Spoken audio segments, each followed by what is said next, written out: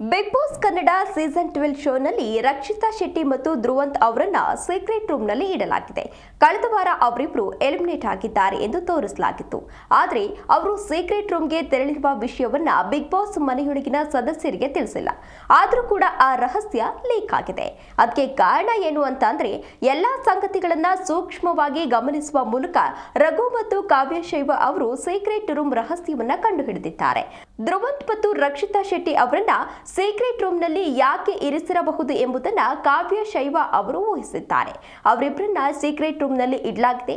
ನಮ್ಮ ಆಟವನ್ನ ನೋಡಿ ಅವರು ಹೇಗೆ ಎಕ್ಸ್ಪ್ರೆಸ್ ಮಾಡುತ್ತಾರೆ ಎಂಬುದನ್ನು ತೋರಿಸಲಾಗುತ್ತದೆ ಎಂದು ಕಾವ್ಯ ಅವರು ಹೇಳಿದ್ದಾರೆ. ಅಸಲಿಗೆ ಹಾಗೆ ಆಗ್ತಾ ಇದೆ. ಈಗಾಗಲೇ ಇನ್ನೊಂದು ಸಂಗತಿಯನ್ನ ಕಾವ್ಯ ಶೈವ ಅವರು ಸರಿಯಾಗಿ ಊಹಿಸಿದ್ದಾರೆ. ಧ್ರುವಂತ್ ಮತ್ತು ರಕ್ಷಿತಾ ಶೆಟ್ಟಿ ಅವರು ಸರಿಯಾಗಿ ಪರಸ್ಪರ ಮಾತನಾಡ್ತಿರ್ಲಿಲ್ಲ. ಈಗ ಅವರಿಬ್ಬರನ್ನ ಒಂದೇ ರೂಮ್ನಲ್ಲಿ ಇರಿಸಿದಾಗ ಅವರು ಏನು ಮಾತನಾಡ್ಕೊಳ್ತಾರೆ ಎಂಬುದನ್ನು ತೋರಿಸಲಾಗುತ್ತದೆ ಎಂದು ಕಾವ್ಯ ಅವರು ಊಹಿಸಿದ್ದಾರೆ.